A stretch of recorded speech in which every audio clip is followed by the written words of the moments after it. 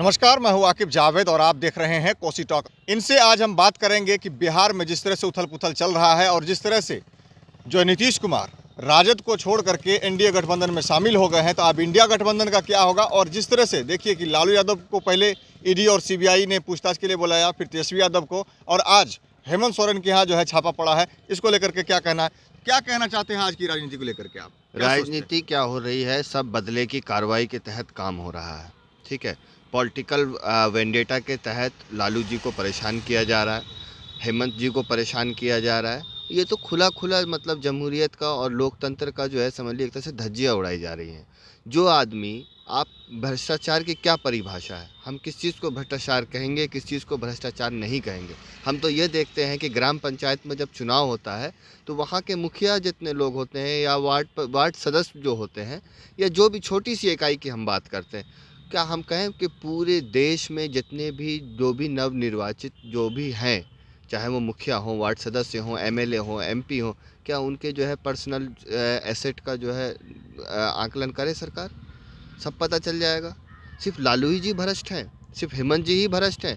ये तो ये कह लीजिए कि जो बीजेपी के खिलाफ है वो भ्रष्ट है, जो इनके हाँ में हाँ मिला रहा है वो भ्रष्ट नहीं है।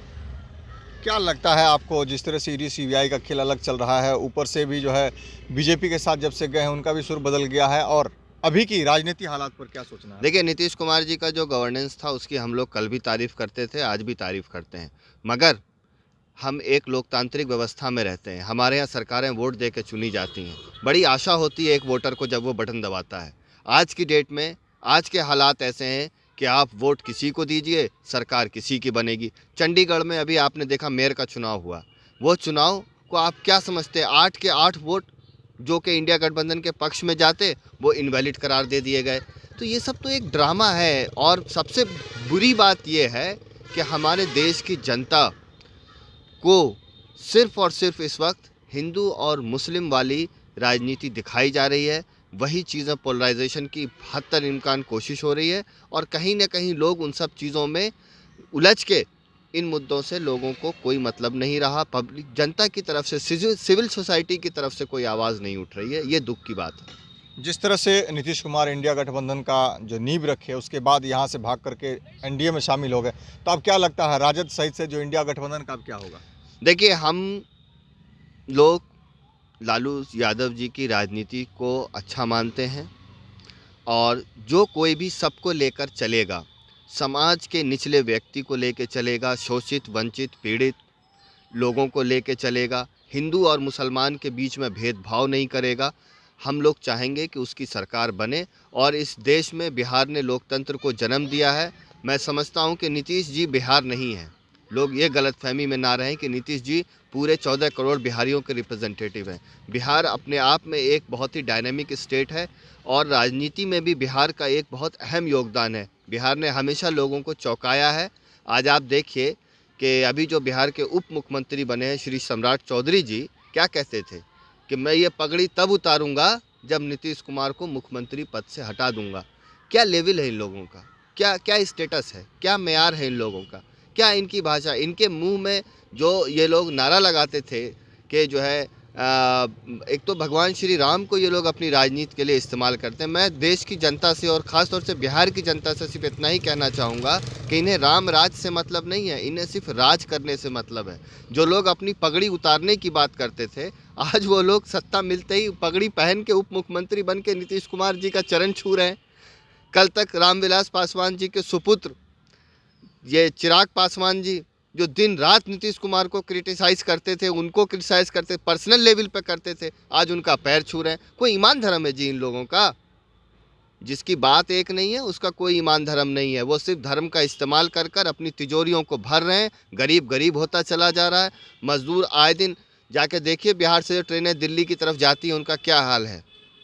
जानवरों की तरह ठूस ठूस कर, जहाँ 72 आदमी के बैठने की जगह वहाँ 172 आदमी एक डिब्बा में बैठता है। यहीं से थोड़ी दूर चली जाइए आप, सदर अस्पताल है। मैं तो कहता हूँ इसके बाद, इस कार्यक्रम के बाद अपना कैमरा लेके जाइए, कोई पूछने वाला है उन लोगों को? जो लोग हिंदू मुसलमान के बीच में जो है खाई पैदा करते हैं, 1 यूनिट ब्लड मांग लीजिएगा ना तो अपने घर से 10 दिन नहीं निकलेंगे। ये हाल है। गरीब की कौन सुन रहा है? गरीब को तो जो है बस एक तरह से जो है बहुत अच्छा है, कोई सवाल ही नहीं करेगा। ऐसा माहौल पैदा कर दो कि अमृत काल चल रहा है। क्या अमृत, कौन अमृत? जाके अमृत बांटिए मेडिकल में, जो वेंटिलेटर पर बैठा हुआ है उठ के खड़ा हो जाएगा। ये अमृत काल चल रहा है। इस तरह के सुहाने अच्छे अच्छे जो वाक्य और शब्द लोगों के जहन में जो है इंजेक्ट किया जा रहा है, ताकि लोग सरकार से सवाल पूछना बंद कर दें, लोग गुलामी स्वीकार कर लें। कह रहे थे कि जब हम इसलिए गठबंधन छोड़े क्योंकि वहाँ पर जो है गुंडा राज हो गया था, इसलिए हम छोड़ दिए हैं। क्या गुंडा राज होगा? कोई गुंडा राज नहीं होता। ये सब तो कहने की बात है। देखिए, इतना बेवकूफ़ नहीं है बिहार के लोग। बिहार का एक मामूली से मामूली आदमी भी इस चीज़ को समझता है। वो मजबूर है, उसके पास रोटी खाने के लिए, कमाने के अलावा उसके पास कोई विकल्प नहीं है, कोई समझ नहीं है। मैं तो कहता हूँ, अभी प्रशांत किशोर जी ने एक डाटा दिया कि 1200 परिवार के लोग ही जब से देश आज़ाद हुआ है वही एमएलए बन रहे हैं, वही एमपी बन रहे हैं। परिवारवाद लालू जी का, सम्राट चौधरी के बाप का नाम क्या है? आप मुझे बताइए, सम्राट चौधरी जी के बाप का नाम क्या है? वो परिवारवाद नहीं है। अमित शाह जी का बेटा बीसीसीआई का चेयरमैन बना हुआ है, वो परिवारवाद नहीं है। राजनाथ सिंह का बेटा मंत्री बना हुआ है, परिवारवाद नहीं है। कल्याण सिंह का बेटा पोता दोनों मंत्री है, ये परिवारवाद नहीं है। प्रमोद महाजन की बेटी राजनीति में नहीं है क्या? कहाँ नहीं है परिवारवाद? आप मुझे बताइए ना कोई एक। अब इस खगड़िया में चले जाइए, चौधरी महबूब अली कैसर जो कि एनडीए के थे, उनका बेटा एमएलए नहीं है क्या? कहाँ से? गरीब आदमी के पास खाने पीने के लिए एक दो कमरे का घर बना ले, अपनी बेटी की शादी कर ले, यही उसका सबसे बड़ा सपना है। और सरकार कहती है कि अमृतकाल चल रहा है। सब बड़ी विडम्बना है। लोगों को सोचना पड़ेगा, लोगों को अपने ऊपर ध्यान देना पड़ेगा। जी, तो आपने सुना, साफ तौर पर इनसे बात करने के बाद यही पता चला है कि जो लोग हैं बीजेपी के, आरएसएस के, वो कहीं ना कहीं मुद्दों से भटकाने का काम करते हैं और दो भाइयों को लड़ाने का काम करते हैं। वहीं जब बात आई तेजस्वी की, तो साफ तौर पर इनका कहना है कि जो तेजस्वी यादव है उनका भविष्य आगे अच्छा होगा और आने वाले चुनाव में वो फुल फ्लेज से जीतेंगे। ऐसे ही खबरों को देखने के लिए आप बने रहिए हमारे साथ और देखते रहें कोसी टॉक।